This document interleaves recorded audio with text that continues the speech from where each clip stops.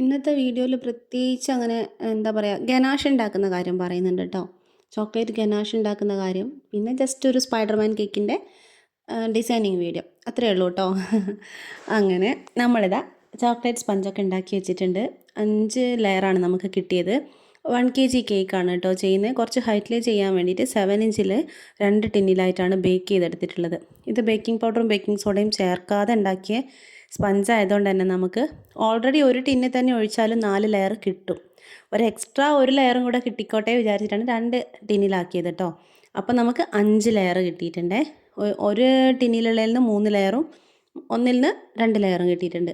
ഇനി നമ്മളിതാ സാധാരണ പോലെ ഐസിംഗ് ഒക്കെ ചെയ്യുന്നുണ്ട്. ഐസിംഗ് വീഡിയോ ഡിസ്ക്രിപ്ഷൻ ബോക്സിൽ ഏതൊക്കെ ഇടുന്നത് ഡീറ്റെയിൽ ആയിട്ട് ആദ്യം തന്നെ പറഞ്ഞേക്കാം കേട്ടോ. ഒന്ന്, നമ്മളെ ചോക്ലേറ്റ് സ്പഞ്ച് വിത്തൗട്ട് ബേക്കിംഗ് പൗഡറും ബേക്കിംഗ് സോഡയും എങ്ങനെ ചെയ്യാം സ്റ്റൗ ടോപ്പിലും ഓവനിലും, അതിൻ്റെ ലിങ്ക് ഇടാം. രണ്ടാമത്തത് ഐസിങ് വീഡിയോ, പെർഫെക്റ്റ് ഐസിങ്ങും ഷാർപ്പ് എഡ്ജൊക്കെ വരുത്താൻ വേണ്ടിയിട്ടുള്ള എല്ലാ ട്രിക്സും ടിപ്സും വളരെ ഡീറ്റെയിൽഡ് ആയിട്ടുള്ള അതിൽ കമൻറ്റ് കണ്ടിട്ടുണ്ട്. ഇതുപോലെ ഒന്നും ആരും പറഞ്ഞു നിൽക്കില്ല. ആ ആയിരിക്കും, എനിക്ക് അറിഞ്ഞൂടാ കേട്ടോ. അതിൻ്റെ ലിങ്ക് ഞാൻ കൊടുത്തേക്കാം കേട്ടോ. പിന്നെ എന്തിൻ്റെയാണ് വേണ്ടേ? പിന്നെ നമ്മൾ ക്രീം ബീറ്റ് ചെയ്യാൻ വേണ്ടിയിട്ടുള്ള കുറേ സഹായിക്കുന്ന കാര്യങ്ങളൊക്കെ പറഞ്ഞുകൊണ്ട് വിപ്പിംഗ് ക്രീം ബീറ്റ് ചെയ്യുന്ന കാര്യങ്ങളും എല്ലാം ഉൾപ്പെടുത്തിക്കൊണ്ടുള്ള ഒരു കാര്യം നമ്മൾ ഡിസ്ക്രിപ്ഷൻ ബോക്സിൽ കൊടുക്കാം. ഇതിപ്പോൾ നമ്മൾ ജസ്റ്റ് സ്പീഡിൽ കാണിച്ചു പോകുന്നുള്ളൂ. ഇവിടെ ഡീറ്റെയിൽസ് ഒന്നും പറയുന്നില്ല കേട്ടോ. എങ്ങനെയാണ് ഇത് ഐസിങ് ചെയ്യുമ്പം എന്തെല്ലാം ശ്രദ്ധിക്കണം, എന്താ എങ്ങനെയാണ്, അതൊന്നും പറയുന്നില്ല. ഇപ്പോൾ ഇതിൽ ഒരു ബ്ലൂ കളറ് സ്പൈഡർമാൻ്റെ തീമാണല്ലോ തന്നത്. അവർ കറക്റ്റ് ഒരു ഡിസൈൻ തന്നിട്ടുണ്ട്. പിന്നെ എൻ്റെ ഒരു സ്വഭാവം, ഒരിക്കലും ഒരു ഡിസൈൻ ഒരാൾ തന്നു കഴിഞ്ഞാൽ അത് അതുപോലെ ചെയ്യാന്ന് പറയുന്നത് എനിക്ക് ഭയങ്കര ബുദ്ധിമുട്ടാട്ടോ. അതുകൊണ്ട് എന്തെങ്കിലും ഒരു അവർക്കും ഒരു മനസ്സിലാവാത്ത എന്തെങ്കിലും ഒരു മാറ്റം എനിക്ക് മാത്രം മനസ്സിലായാൽ മതി കേട്ടോ. എന്നാലും ഒരു മാറ്റം വരുത്തും. നമ്മളിപ്പോൾ ഐസിങ് ചെയ്യുന്നതിൽ 2 കളർ ക്രീമൊക്കെ നിങ്ങൾ കാണുന്നുണ്ടാവും. നീല കളർ നമ്മൾ കഴിഞ്ഞ ദിവസം ചെയ്ത കേക്കിൻ്റെ ബാക്കി ക്രീമാണ് കേട്ടോ. സ്പൈഡർമാൻ്റെ കേക്ക് ആയതുകൊണ്ട് തന്നെ നീല കളർ ഒരു വിഷയമല്ലല്ലോ. മൂപ്പര കളറാണല്ലോ നീല, ചുവപ്പ് ഇതൊക്കെ. അപ്പോൾ അതും കൂടെ എടുത്തിട്ട് നമ്മൾ ഐസിങ് ചെയ്തു. ഇനി ഗനാഷ് ഉണ്ടാക്കാൻ വേണ്ടിയിട്ട് ഇതുപോലെ റൂം ടെമ്പറേച്ചറിൽ ഇങ്ങനത്തെ ഒരു പാത്രത്തിലാണ് ഞാൻ ചോക്ലേറ്റുകളെല്ലാം അടച്ചു വെക്കുന്നത് കേട്ടോ. ഫ്രിഡ്ജിലും ഫ്രീസറിലും ഒന്നും സൂക്ഷിക്കുന്നേയില്ല. അങ്ങനെ ചെയ്തിട്ടുള്ള സംഭവം എടുത്തിട്ട് നമ്മൾ ഗനാഷ് ഉണ്ടാക്കുമ്പോൾ കറക്റ്റ് കിട്ടൂല. അതേസമയം ഫ്രിഡ്ജിൽ ഞാനൊരു 2 പീസ് സൂക്ഷിക്കും. ഒരു ഡാർക്ക് ചോക്ലേറ്റും ഒരു വൈറ്റ് ചോക്ലേറ്റും. അതെന്തിനാന്ന് വെച്ചാൽ ബ്ലാക്ക് ഫോറസ്റ്റിൻ്റെ ഒക്കെ നോർമൽ ഡിസൈൻ വരുന്ന സമയത്ത് ഗ്രേറ്റ് ചെയ്തിട്ട് കേക്കിന് മുകളിലേക്ക് ഇടാൻ വേണ്ടിയിട്ട് അതാണ് എളുപ്പം. കുറച്ച് തണുത്ത് കട്ടയായത്. പക്ഷേ നമ്മൾ അല്ലാണ്ട് എന്തിന് യൂസ് ചെയ്യുമ്പോഴും ചോക്ലേറ്റ് ഇതുപോലെ റൂം ടെമ്പറേച്ചറിൽ നമ്മൾ എയർ ടൈറ്റ് ആയിട്ട് ഇതുപോലെ അടച്ചു വെച്ചാൽ മതി. കേട് വരുന്നൊന്നുമില്ല കേട്ടോ. ഞാൻ കുറേ വർഷങ്ങളായിട്ട് ഇങ്ങനെയാണ് ചെയ്യുന്നത്. ടേസ്റ്റ് വ്യത്യാസമോ ഒന്നും വരുന്നില്ല. ഇനി നമ്മൾ എത്ര അളവെടുക്കണം എന്നുള്ളത് ഞാൻ പറഞ്ഞുതരാം. നമുക്ക് റെഡ് കളർ ഗനാഷാണ് വേണ്ടത്. അപ്പോൾ വൈറ്റ് ചോക്ലേറ്റ് കുറച്ച് ഗ്രേറ്റ് ചെയ്തതിന് ശേഷം ഏത് ഡാർക്ക് കളറാണോ ചെയ്യുന്നത്, ഡാർക്ക് കളേഴ്സ് ചെയ്യുമ്പോൾ എപ്പോഴും അതിലൊരു പൊടിക്ക് നമ്മൾ ഒരു ഡാർക്ക് ചോക്ലേറ്റ് ഇട്ടത് കണ്ടില്ലേ? ഓക്കെ, ഞാനൊരു കൈക്കണക്കിലാണ് സാധാരണ ഗനാഷ് ഉണ്ടാക്കുക. അപ്പോൾ നിങ്ങൾക്ക് കാണിച്ചു തരാൻ വേണ്ടിയിട്ട് കപ്പളവ് പറഞ്ഞുതരാം കേട്ടോ. ഞാൻ എൻ്റെ ഒരു ഏകദേശ കണക്ക് ഏകദേശം ഒരു കറക്റ്റ് കണക്കായിട്ട് വരാറുണ്ട്. കണ്ടോ സെറ്റ്? ഒരു 1 കപ്പാണ് നമ്മൾ ഒന്നും നോക്കാതെ ഗ്രേറ്റ് ചെയ്തെടുത്തപ്പോൾ കിട്ടിയത്. അപ്പോൾ 1 കപ്പ് എന്ന് പറയുമ്പോൾ അത് എത്ര ഗ്രാം ഉണ്ടെന്ന് വെച്ചാൽ 113 110 ഗ്രാം, അത് ആ ഒരു റേഞ്ചിലാണ് വരാറ് കേട്ടോ. അപ്പോൾ നമ്മളൊരു 110 ഗ്രാം എടുക്കാം. 3 ഗ്രാമിനെ മറന്നേക്ക്. അപ്പോൾ 110 ഗ്രാം ആകുമ്പോൾ നിങ്ങൾക്ക് വേണമെന്നുണ്ടെങ്കിൽ ഇതുപോലത്തെ ഫ്രഷ് ക്രീം അവൈലബിൾ ആണ്. ഇത് വെച്ചിട്ടുണ്ടാക്കാം. അപ്പോൾ മധുരം കുറച്ചൊന്ന് കുറയും. മിൽക്ക് മെയ്ഡൊക്കെ ചേർത്ത് അഡ്ജസ്റ്റ് ചെയ്യാം. ഞാനിവിടെ സാധാ വിപ്പിംഗ് ക്രീം തന്നെയാണ് നമ്മൾ യൂസ് ചെയ്യുന്നത്. 110 ഗ്രാം എന്ന് പറയുമ്പോൾ അതിൻ്റെ പകുതിയിലും കുറച്ചധികം ക്രീം എടുക്കുന്നുണ്ട് കേട്ടോ. അതായത് 1:1 അല്ല ശരിക്കുള്ള റേഷ്യോ. ചോക്ലേറ്റ് എത്ര എടുക്കുന്നോ അതിൻ്റെ പകുതിയിലും ഒരു 10-15 കൂടുതൽ. ഇവിടെ നമ്മൾ 75 കണ്ടോ, 65 ഗ്രാമോളം ക്രീമാണ് ഇതിൽ ഒഴിച്ചു കൊടുത്തത്.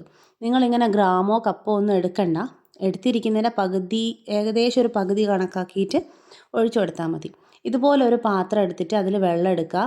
വെള്ളം എടുക്കുമ്പോൾ ശ്രദ്ധിക്കേണ്ടത് ആ പാത്രത്തിൻ്റെ മുകളിൽ ഈ ചോക്ലേറ്റുള്ള പാത്രം വെക്കുമ്പോൾ ആവി പുറത്തേക്ക് വന്നിട്ട് ഇതിലേക്ക് കയറാതിരിക്കണം. കാരണം ഇത് വൈറ്റ് ചോക്ലേറ്റിൻ്റെ കാര്യത്തിൽ മാത്രമാണ് കേട്ടോ. ഡാർക്കിന് പിന്നെ ഒരു പ്രശ്നമൊന്നുമില്ല, പ്രത്യേകിച്ച് കണ്ടീഷൻസും ചിട്ടവട്ടങ്ങളൊന്നുമില്ല. പക്ഷേ വൈറ്റ് ചോക്ലേറ്റ് കുറച്ചൊരു വില്ലനാണ് ചില സമയത്ത്. അപ്പോൾ ഇതാ നമ്മളത് തിളച്ചതിന് ശേഷം ലോ ഫ്ലെയിമിലിട്ടിട്ട് ഒരു 30 സെക്കൻഡ് ഇതുപോലെ വെക്കും. 30 സെക്കൻഡ് തികച്ച് വേണമെന്നില്ല. കുറച്ച് സെക്കൻഡ് വെച്ചതിന് ശേഷം ഇങ്ങനെ തട്ടി നോക്കുമ്പോൾ അടിഭാഗത്ത് മെൽറ്റായിട്ട് വന്നിട്ടുണ്ടാവും. ആ മെൽറ്റായി വന്നതിന് ശേഷം തീ ഓഫ് ചെയ്യാം. പിന്നെ നമുക്ക് ആ ഒരു ചൂട് മതി. അപ്പോൾ ഇങ്ങനെ സ്പാച്ചുല വെച്ച് കുറച്ചൊന്ന് ഇളക്കി നോക്കുക. അപ്പോൾ വൈറ്റ് ചോക്ലേറ്റ് ആയതുകൊണ്ട് തന്നെ കുറേ സമയം എടുക്കും. അങ്ങനെ ഉൾഭാഗം അങ്ങനെ സൈസ് കുറഞ്ഞ് വരിക ചെയ്യുക ചോക്ലേറ്റിൻ്റെ. അതിൻ്റെ പൊടികൾ ഇങ്ങനെ കാണാൻ പറ്റും. അതവിടെ വിട്ടേക്കുക, വീണ്ടും വന്നിട്ട് ഇളക്കുക. അങ്ങനെ ചെയ്താൽ മതി കേട്ടോ. അങ്ങനെ നമ്മളിതാ നല്ലോണം പോലെ മിക്സ് ചെയ്തെടുക്കുന്നുണ്ട്. കുറച്ച് പൊടികളായിട്ട് നമ്മളതിൽ ബാക്കി കാണുന്നുണ്ട്. ഇനി മാജിക് കളേഴ്സിൻ്റെ മാജിക് റെഡ് കളറാണ് നമ്മൾ ചേർക്കുന്നത്. ഒരു 1 ഡ്രോപ്പ് മതി. ജെൽ കളർ വാങ്ങിക്കുന്നതായിരിക്കും ഒരുവിധം ബേക്കേഴ്സിനൊക്കെ നല്ലത്. ലിക്വിഡ് കളർ കൊണ്ട് പ്രത്യേകിച്ച് ജെൽ കളർ വാങ്ങിയാൽ എല്ലാത്തിലും ഉപയോഗിക്കാമല്ലോ. ലിക്വിഡ് കളർ വാങ്ങിയാൽ ചിലപ്പോൾ എല്ലാത്തിലും ഉപയോഗിക്കാൻ പറ്റില്ല. ഇതിൽ ഉപയോഗിക്കാൻ പറ്റും കേട്ടോ. ഇതിൻ്റെ കാര്യമല്ല പറഞ്ഞത്. അപ്പോൾ ഒറ്റ ഡ്രോപ്പ് റെഡ് കളർ ഇതിലേക്ക് ഡ്രോപ്പ് ചെയ്യുമ്പോഴത്തേക്കും കണ്ടോ നല്ല ഡാർക്ക് കളർ വന്നിട്ടുണ്ട്. അത് നമ്മൾ പ്ലെയിൻ വൈറ്റിലേക്കാണ് കൊടുത്തതെന്ന് വെച്ചാൽ വേറൊരു ടൈപ്പ് എന്താ പറയുക, വേറൊരു കുങ്കുമ കളർ എന്നൊക്കെ പറയില്ലേ, അതാണ് ഇപ്പോൾ നമുക്ക് കിട്ടിയത്. ഡാർക്കായിട്ടുള്ള റെഡ് കിട്ടാൻ വേണ്ടിയിട്ടാണ് അങ്ങനെ ചെയ്തത്. ഇനി ഇത് സാധാരണ ഞാനിത് മെൽറ്റ് ആവുന്നവരെ ഇളക്കിക്കൊണ്ടിരിക്കും. ഇപ്പം അതിന് നേരമില്ല. അതുകൊണ്ട് ഒരു അരിപ്പ വെച്ചിട്ട് ആ അരിപ്പയിലൂടെ ഇത് കടത്തി വിടുന്ന സമയത്ത് ആ ഒരു മെൽറ്റ് ആവാത്ത കട്ടകളൊന്നും വേസ്റ്റ് ആവുന്നില്ല. ആ സമയത്ത് അരിപ്പയിൽ വെച്ച് അത് മെൽറ്റാക്കിയിട്ട് നമ്മൾ ഉരച്ചൊരച്ച് അതിനെ മെൽറ്റാക്കിയിട്ട് കംപ്ലീറ്റ് നമ്മൾ എടുക്കുന്നുണ്ട്. പക്ഷേ എയറും കയറുന്നില്ല, അങ്ങനെ ഡോട്ട്സ് ആയിട്ടുണ്ടാവില്ല ഗനാഷ് ഒഴിക്കുമ്പോൾ. രണ്ടാമത്തെ കാര്യം, ഈ കേക്ക് ഞാൻ ഇന്ന് കുറച്ച് മുമ്പ് ചെയ്തതാണ് കേട്ടോ. അപ്പോൾ അതൊരു 10 മിനിറ്റ് ഫ്രീസറിൽ വെച്ച് സെറ്റാക്കി. അതിൻ്റെ ക്രീം ഫ്രീസറിൽ വെച്ച് സെറ്റാക്കിയത് അല്ല, നിങ്ങൾ ഓൾറെഡി ചെയ്ത് 8 മണിക്കൂറൊക്കെ ഫ്രിഡ്ജിൽ ഇരിക്കുന്ന കേക്കാണെങ്കിൽ അങ്ങനെ ആവശ്യമില്ല, ഫ്രിഡ്ജിൽ വെച്ചാൽ മതി. എന്നിട്ട് ഇതിന് മുകളിലോട്ടാണ് നമ്മൾ ഗനാഷ് ഒഴിക്കുന്നത്. ഗനാഷ് ആക്കിയതിന് ശേഷം കുറേ നേരം വെക്കുന്നൊന്നുമില്ല. എല്ലാം ഒരേ തുടർച്ചയായിട്ടാണ് ചെയ്യുന്നത്. നമ്മൾ ഗനാഷ് മിക്സ് ചെയ്ത് അരിപ്പയിലൂടെ അരിച്ചതിന് ശേഷം അപ്പം തന്നെ ഫ്രിഡ്ജിൽ നിന്ന് പോയി കേക്ക് എടുത്തുകൊണ്ട് വന്നിട്ട് അതിന് മുകളിലാണ് ഒഴിക്കുന്നത്.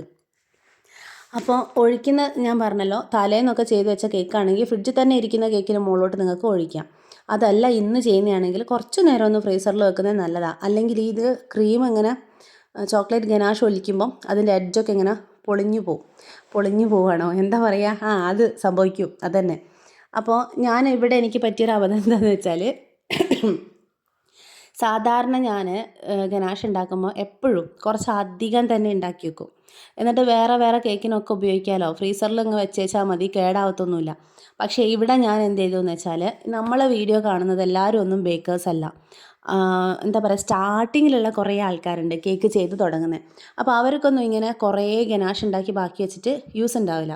അതുകൊണ്ട് തന്നെ അവരെന്ത് ചെയ്യും, അവർക്ക് വേണ്ടിയിട്ട് ഈ ഒരു കേക്കിന് മാത്രം വേണ്ട അളവിൽ ചെയ്തുകൊണ്ടാണ് സ്പാച്ചുല ടച്ച് ചെയ്യേണ്ട ആവശ്യം വന്നത്.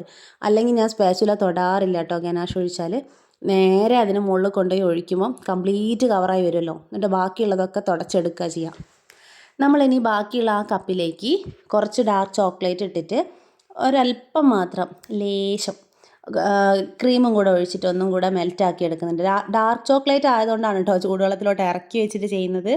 എന്നിട്ട് അത് നമ്മളൊരു പൈപ്പിംഗ് ബാഗിലാക്കി എടുക്കുന്നുണ്ട്. അതിനിടയ്ക്ക് ഞാൻ കുറേ പണിയെടുക്കാൻ പോയി. ഇത് അപ്പോഴത്തേക്ക് റൂം ടെമ്പറേച്ചറിൽ ഇരുന്നിട്ട് കുറച്ചൊന്ന് ടൈറ്റായപ്പോൾ ഞാൻ ജസ്റ്റ് കയ്യിലിട്ടൊന്ന് റബ്ബ് ചെയ്ത് കൊടുത്തപ്പം മൂപ്പര് സെറ്റായി. ഇനിയിപ്പോൾ നിങ്ങൾ ഒരുപാട് നേരം കഴിഞ്ഞിട്ടാണ് വരുന്നത്, രാവിലെ വെച്ചിട്ട് വൈകുന്നേരമാണ് വരുന്നത് വെച്ചാൽ കുറച്ചും കൂടി ഒന്ന് തിക്കാവുമല്ലോ. അപ്പോൾ ജസ്റ്റ് ഒന്ന് ചൂടുവെള്ളത്തിൽ വെച്ച് കൊടുത്താൽ മതി കേട്ടോ. ഒരു ഗ്ലാസ്സിൽ ചൂടുവെള്ളം എടുക്കുക, ഒന്ന് ഡിപ്പ് ചെയ്തെടുക്കുക, അപ്പോൾ റെഡിയാവും. ഇതിൻ്റെ അറ്റം കട്ട് ചെയ്യുന്ന സമയത്ത് ആദ്യം കുഞ്ഞി ഹോളിട്ടിട്ട് കട്ട് ചെയ്യാം. കാരണം വലുത് കട്ട് ചെയ്താൽ ചെറുതാക്കാൻ ബുദ്ധിമുട്ടാണ്, പക്ഷേ ചെറുത് കട്ട് ചെയ്താൽ നമുക്ക് വലുതാക്കാൻ എളുപ്പമാണ്. അങ്ങനെ എന്നിട്ട് കേക്കിലോട്ട് അപ്ലൈ ചെയ്യുന്നതിന് മുന്നേ എപ്പോഴും വേറെ എവിടെയെങ്കിലും ഒന്ന് വരച്ചു കൊടുക്കുക. ലൈൻസ് കറക്റ്റ് ഇങ്ങനെ വിട്ടുപോകാതെ വരുന്നുണ്ടോ നോക്കാം. അങ്ങനെയാണെങ്കിൽ മാത്രം കേക്കിലോട്ട് ചെയ്താൽ മതി. അപ്പോൾ നമ്മളിതാ സെറ്റായ കേക്കിന് മുകളിലോട്ട് ഇത് ഗനാഷ് ഒഴിച്ചതിന് ശേഷം പെട്ടെന്ന് തന്നെ ഞാനൊരു 5 മിനിറ്റ് ഫ്രീസറിൽ കൊണ്ടുവെക്കും. എന്തിനാണെന്ന് വെച്ചാൽ ഗനാഷ് ഒലിച്ചതിൻ്റെ മുകളിൽ കൂടെ തന്നെ വേറൊരു ലെയറായിട്ട് ഇങ്ങനെ മേലെ ഇങ്ങനെ താഴേക്ക് ഒലിക്കുന്നുണ്ടെങ്കിൽ ആ അടയാളം വരാതിരിക്കാൻ വേണ്ടിയിട്ടാണ് അങ്ങനെ ചെയ്യുന്നത് കേട്ടോ. അല്ലെങ്കിൽ നിങ്ങൾ ഫ്രിഡ്ജിൽ വെച്ചാലും മതി. ഈ ഒരു ഡാർക്ക് ചോക്ലേറ്റ് ഗനാഷ് ഈ വരയ്ക്കാൻ എടുക്കുമ്പോൾ ഓൾറെഡി നമ്മൾ ചെയ്തിട്ടുള്ള ഗനാഷ് റെഡ് സെറ്റായിട്ടുണ്ടായിരിക്കണം. അല്ലെങ്കിൽ ഇവർ തമ്മിലങ്ങോട്ട് ലയിക്കും. അങ്ങനെ ചെയ്യാൻ പാടില്ല. അപ്പോൾ നമ്മൾ ഫ്രീസറിൽ വെക്കുന്നതാണ് ഏറ്റവും നല്ലത്. ഒരു 10 മിനിറ്റെങ്കിലും ഫ്രീസറിൽ വെക്കുക. എടുത്തുകൊണ്ട് വന്നിട്ട് ഇതുപോലെ വരച്ചു കൊടുക്കാം. മണ്ണാച്ചൻ വല വണ്ണാച്ചം വല എന്നാണ് കേട്ടോ ഞാൻ പറയുക. ചിലന്തി വല, എട്ടുകാലി വല, വേറെ എന്തൊക്കെയോ പേരുണ്ട് അല്ലേ. അവർ തന്ന ഡിസൈനിൽ ഈ ഒരു സൈഡില്ലേ, കേക്കിൻ്റെ സൈഡിലും അതേപോലെ ഇങ്ങനെ നെറ്റ് വരയ്ക്കാനാണ് തന്നത്. പക്ഷേ എനിക്ക് എന്തോ അത് ഇഷ്ടപ്പെട്ടില്ല. ഞാൻ ഇരുന്ന് ഇങ്ങനെ ആലോചിച്ചപ്പോൾ വലയ്ക്കുള്ളിൽ വേറൊരു വല, ഇങ്ങനെയൊക്കെയാണ് ഞാൻ ചെയ്തു കൊടുത്തത് കേട്ടോ. കുറച്ച് ലൈൻസും വരയും കുത്തും ഒക്കെ ഇട്ടിട്ട് അങ്ങനെ. അപ്പോൾ അത്രയൊക്കെ തന്നെയുള്ളൂ കേട്ടോ. ഗനാഷ് ഉണ്ടാക്കുന്ന കാര്യം നിങ്ങൾക്ക് മനസ്സിലായിട്ടില്ലെങ്കിൽ ഒന്ന് കമൻറ്റിൽ ചോദിച്ചാൽ മതി. ഇനിയൊരു വീഡിയോ ചെയ്യുമ്പോൾ നമുക്ക് അങ്ങനെ ചെയ്യാം. അല്ലെങ്കിൽ ഗനാഷിൻ്റെ വീഡിയോ മാത്രമായിട്ട് ഒരു 2 മിനിറ്റ് ലെങ്ത്തൊക്കെ വരുള്ളൂ. അങ്ങനെ ചെയ്യണമെന്നുണ്ടെങ്കിൽ കുറച്ചും കൂടി വിശദമായിട്ട് പറയണമെന്നുണ്ടെങ്കിൽ അങ്ങനെ ചെയ്യാം. അപ്പോൾ കേക്ക് ഇഷ്ടമായാലും ഇല്ലെങ്കിലും ഒക്കെ പറഞ്ഞു കേട്ടോ. എന്ത് ഡൗട്ട് ഉണ്ടെങ്കിലും ചോദിച്ചോ, കമൻറ്റിന് നമ്മൾ റിപ്ലൈ തരും. അപ്പോൾ ഇന്നത്തെ വീഡിയോ ഇത്രയേ ഉള്ളൂ. ബൈ.